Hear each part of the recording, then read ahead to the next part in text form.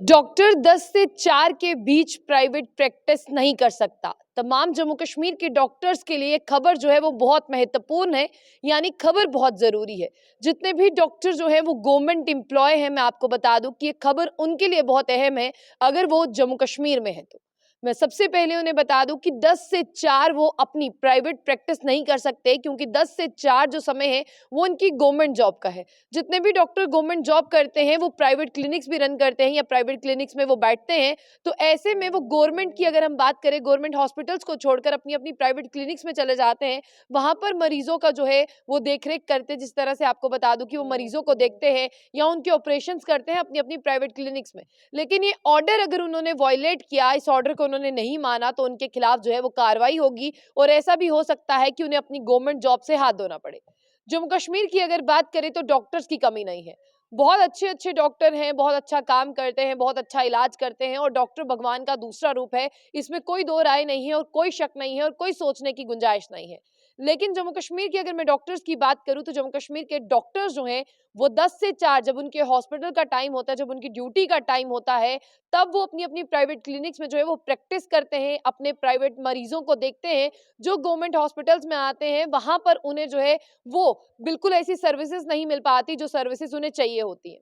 बिल्कुल डॉक्टर्स पर एक नजर रखी गई और उस नजर रखने के बाद में एक डाटा रिवील किया गया। उस डाटा में ये पाया गया कि 10 से 4 सरकारी तनख्वाह लेते हैं। 10 से 4 उनका टाइम है हॉस्पिटल में ड्यूटी देने का, लेकिन 10 से 4 वो अपने काम से खिसक कर, अपने काम को अहमियत ना देकर, अपने काम को तरजीह ना देकर अपनी प्राइवेट क्लिनिक में जाते हैं, अपने पेशेंट्स को देखते हैं जिनसे वो मोटी फीस भी लेते हैं। क्योंकि डॉक्टर्स को ऐसा लगता है जो हॉस्पिटल में आ रहा है वो ओपीडी में 5 या 10 रुपए की पर्ची बनाकर दिखा रहा है और उसके मुझे पैसे नहीं मिल रहे। वहीं अगर आप कंपेयर करेंगे, जब कोई प्राइवेट क्लिनिक में उनको दिखाने के लिए आएगा तब उन्हें 500 से 1000 रुपया फीस मिलेगी। उनकी जो प्रिस्क्रिप्शन होगी उस पर वो दवाई लिखेंगे, उससे उनको अपनी कमीशन भी मिल जाएगी। मैं सब डॉक्टर्स की बात नहीं कर रही, मैं जेन्युइनली बात कर रही हूँ जो यहाँ पर बताया गया है।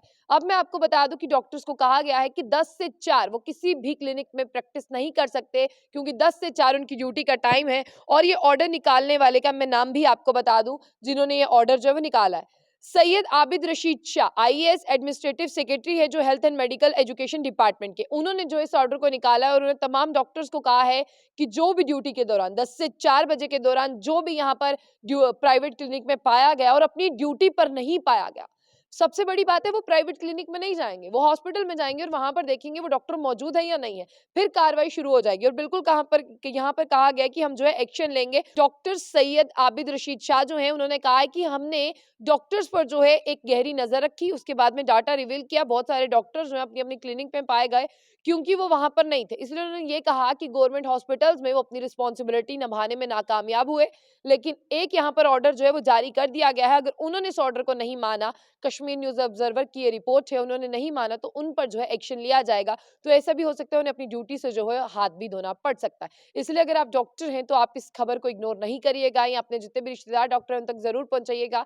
सरकार की पहली नजर अब डॉक्टर्स पर।